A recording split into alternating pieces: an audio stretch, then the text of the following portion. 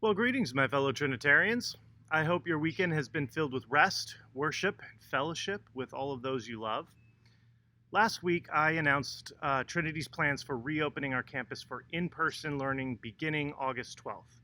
Since then, our Titan Force Committee has been hard at work, fine tuning the details of this plan as well as its implementation.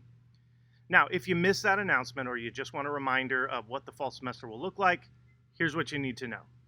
We will be emphasizing student cohorts, daily temperature checks, regular hand washing, physical distancing, cleaning and disinfecting, and the limited use of face masks whenever we're moving about the building.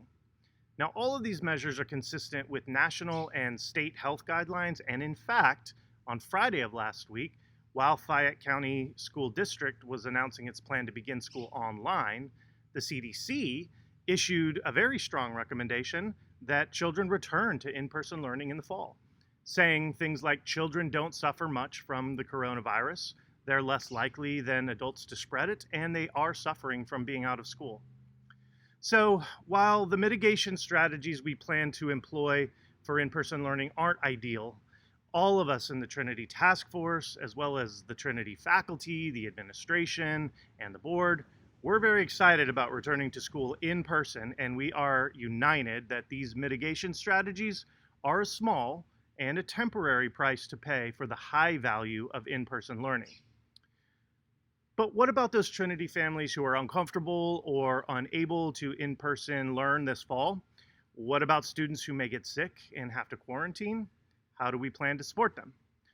Well, I'm happy to announce that the Titan Force Committee and the Trinity administration have been hard at work developing plans for a robust, high-quality distance learning experience that will be engaging, motivating, and effective to support students for whom in-person learning is not an option.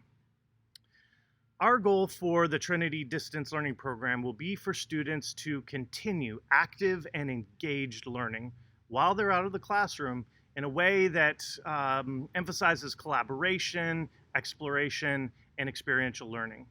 So, how's it going to work? Families who are interested in this distance learning option will elect to participate in the program, and we're asking that they commit to it exclusively for 1 quarter at a time. After each quarter, a family may elect to continue in the distance learning program for the subsequent quarter, or they can switch to in-person learning at that point. In the event that local authorities decide to close all schools, heaven forbid, or issue a stay-at-home order, all Trinity students will be automatically enrolled in the distance learning program until we're permitted to return to in-person learning. Finally, if a student or a class cohort is quarantined at any time during the school year due to sickness or exposure to COVID-19, the students will automatically be enrolled in the distance learning program for a period of 2 weeks, after which they can return to in-person learning.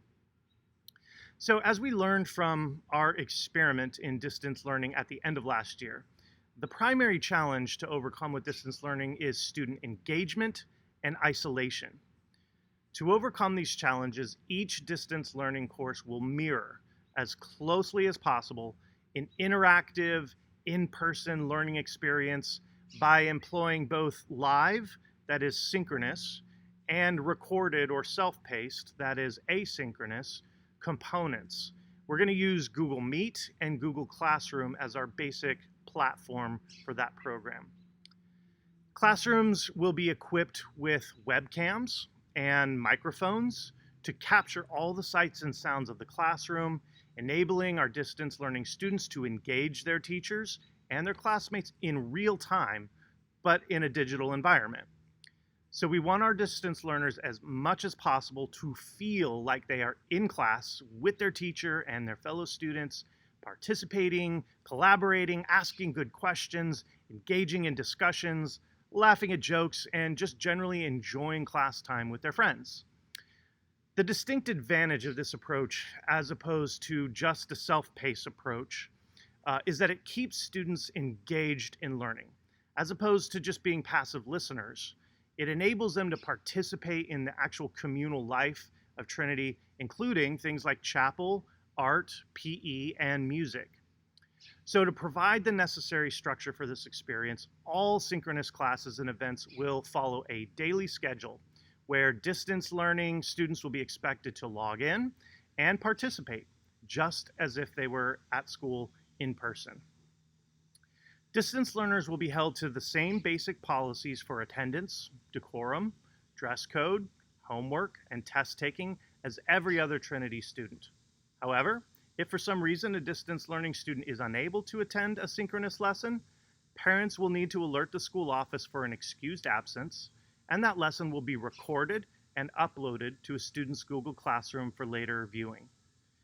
So to help you determine if the distance learning program is right for your family, we are publishing a distance learning handbook that will provide a lot more detail about the program, and you can download this distance learning handbook from the Trinity website. If you are interested in enrolling in this distance learning option, we need to know this as soon as possible. We are asking all interested families to provide written notice to the school office no later than this Friday, July 31st. So, until next week, stay healthy and enjoy the rest of your summer, my friends.